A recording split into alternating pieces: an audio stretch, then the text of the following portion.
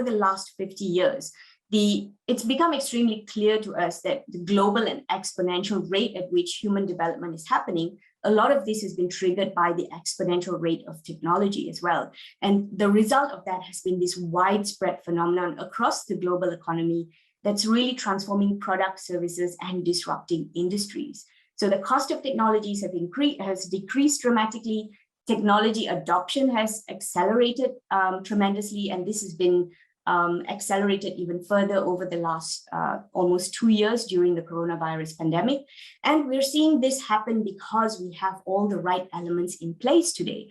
Things like unparalleled processing power, unlimited storage capacity, the accessibility, global accessibility to mobile devices, as well as global connectivity that's accelerating very quickly. And of course, we are seeing people becoming more accustomed to using technology and it becoming more part of our lives as well. And so all of these technologies are triggering changes in the way we interact with each other, as well as how we interact with businesses and how companies operate and basically run their daily business. And not only that, every single technology solution or product interacts and combines with each other to create new technological possibilities and breakthrough innovations. Now, the result of all this are a range of emerging technologies that have the superpower to change the way we live, work, and interact. The blockchain enables a trust and secure environment where the metaverse can function, right? It allows for people to be able to exchange things of value without needing to know who the other person or needing to trust the other person, because the trust is provided through the blockchain platform. And of course, NFTs, non-fungible tokens, provide units of ownership on the internet. So what this basically means is you have now the ability, as well as the elements required to exchange value, right? You have now something that can be perceived as value. So some kind of currency that you can use in order to buy and sell on these immersive environments. But really, one of the things that the board members need to really focus on, particularly future board members, is how you can govern digital transformation initiatives. And if your organization is transforming, if the marketplace and the rules of business are completely changing, what are the requirements of board members? How are they supposed to govern these projects? And I think the basic element is really having an understanding for the implications of exponential technology and the changes that it can have in the market for their business.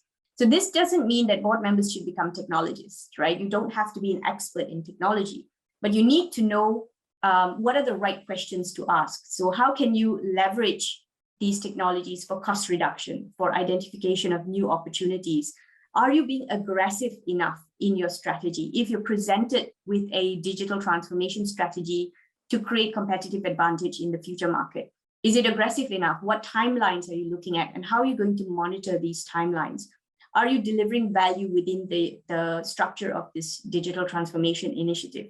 And are you able to create kind of the scale and impact that your business needs for the return on investment that you're looking for? And also, it's very important to understand some of these technology elements. So I can share an example where I've presented digital transformation strategies to boards. And one of the things that recently happened was we presented a robotics process automation solution. We were presented with this assessment, this solution to help the board assess that. And the board struggled to understand, is this too high an investment or too low an investment? And what we found was the RPA solutions were being recommended for a business environment that was not optimized, processes were not digitized, and there were no standard structures within the process. It was a very dispersed process environment. And so we could push back and help the board members really understand this is not an environment where you can implement RPA and get the right returns that you're looking for your investment. Eventually in the next year or two, you'll have to redefine your process landscape again. So, sometimes the discussions can really get to that level of granularity. And so it's important to understand what are these key assessments that you need to make, including around cybersecurity and risks that come with new platforms and usage of new platforms.